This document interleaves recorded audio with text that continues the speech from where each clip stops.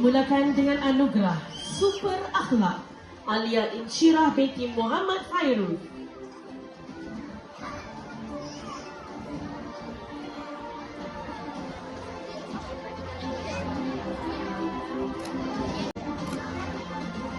Smart Independent Amina Mariam binti Muhammad Azlan.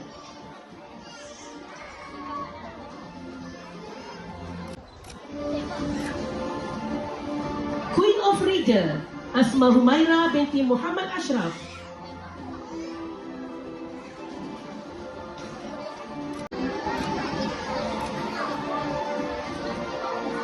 Top Notch Me Asma Zahra binti Muhammad Latif.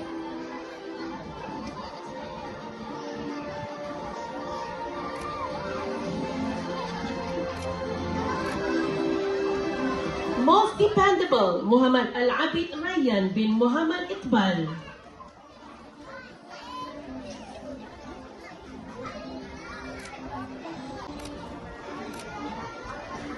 Biggest Heart Muhammad Al-Fatih bin Muhammad Hanan.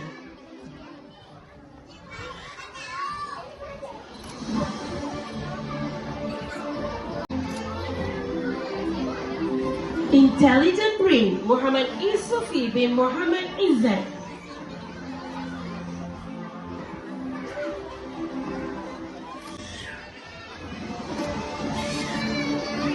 Spotlight Award Muhammad Khalil bin Syahrul Anwar.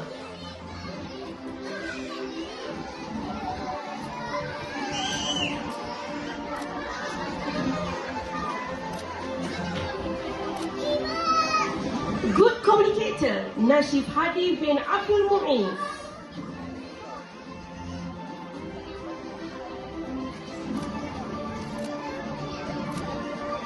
Best Buddy Nufail Aidin bin Azizul Arifin.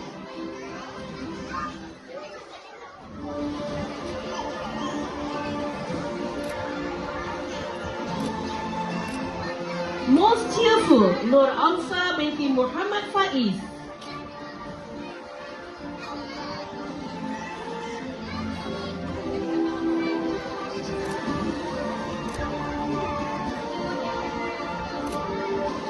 Most Improved Nur Iris Elia binti Nurman Izzat.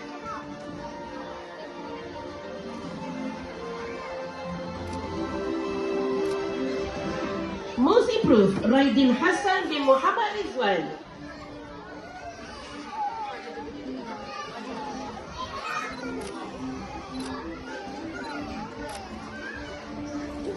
Biggest Energizer Ruhi Abdullah Fahim bin Ruhi Farzuhar. Ace of Task Sarah Medina binti Salman.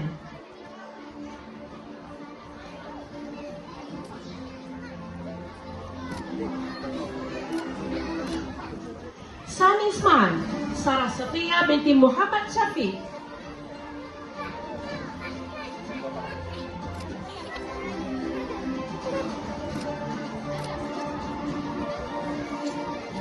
Sunny Smile Wan Aisyah Alifa binti Syafarin Anwar.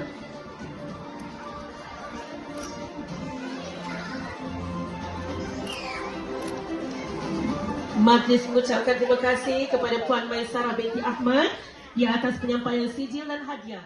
Sebentar.